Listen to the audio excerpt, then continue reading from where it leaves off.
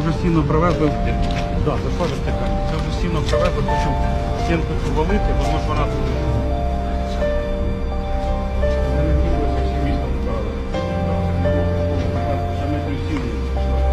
Так, так, так.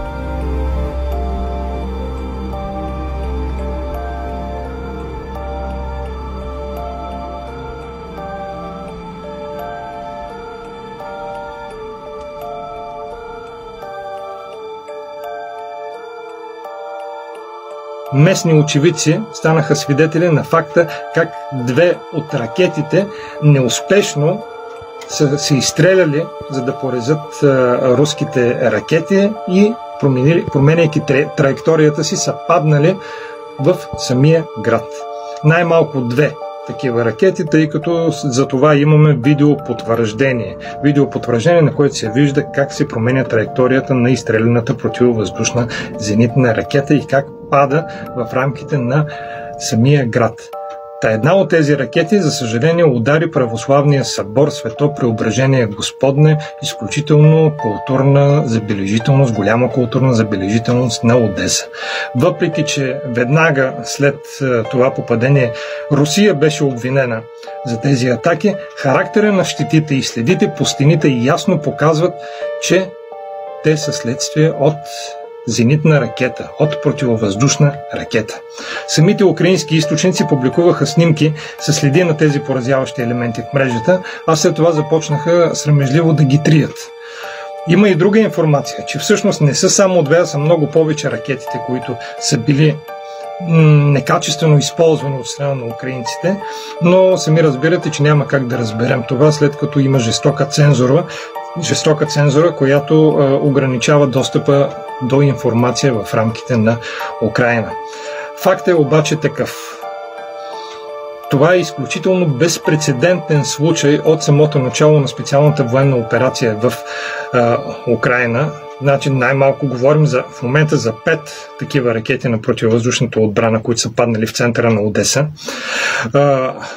Никога преди това толкова много украински зенитни ракети не са се отклонявали, не са се проваляли след изстрелването. И обяснението е съвсем просто. Одеса е защитена по остатъчния принцип. Какво означава това? Това означава, че противовъздушната отбрана на Одеса е на изключително ниско равнище. До сега Одеса беше пазена от така наречената зърнена сделка.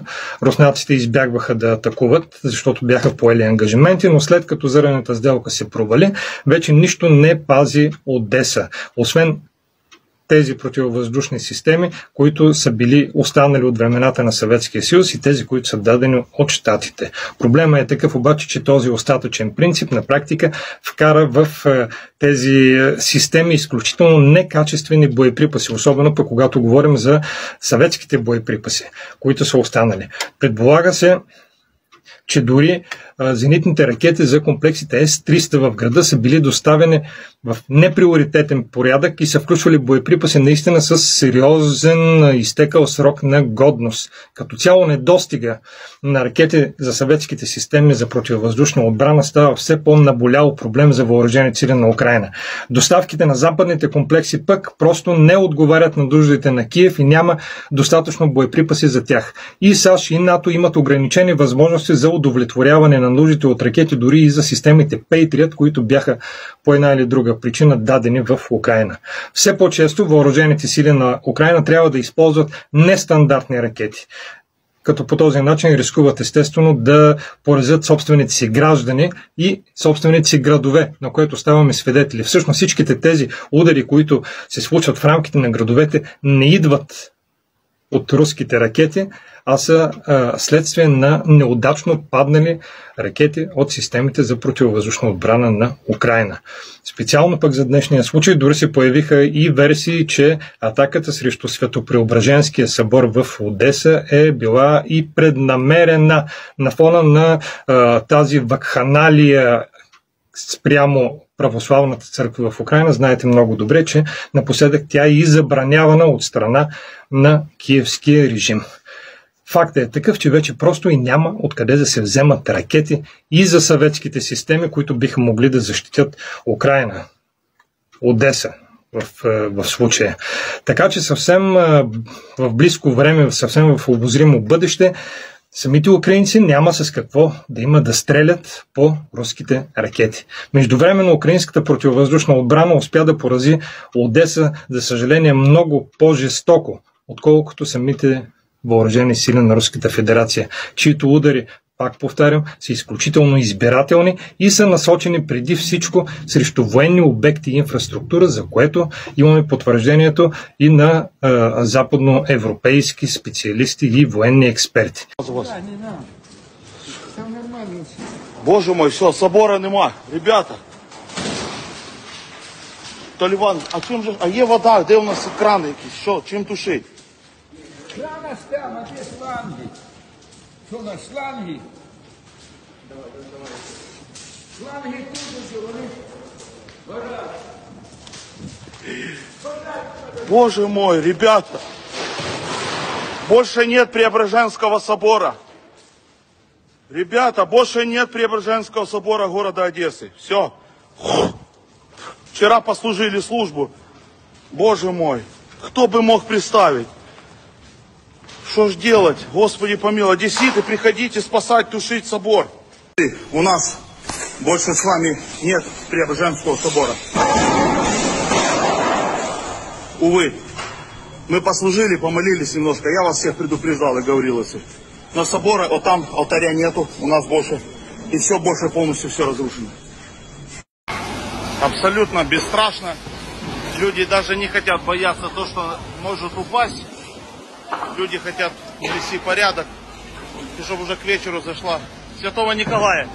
Давайте нашего Любчика сюда под стеночку поставим. Люди так работают организованно, так быстро. Дай Боже им всем здоровья. Посмотрите. Выходной день. По всему городу произошли разрушения культурных центров, собора. И люди не сдаются. Люди работают со скоростью света. И дай Боже, мы сегодня уже наведем порядок в нашем соборе. Нашем мученике. Неуспешен залп, зенитен, срещу руски ракети, който залп на практика, променяйки траекторията на ракетите, които са участвали в този залп, попадна върху една от светините, православните светини на православния свят. Светопреображенския събор на Одеса.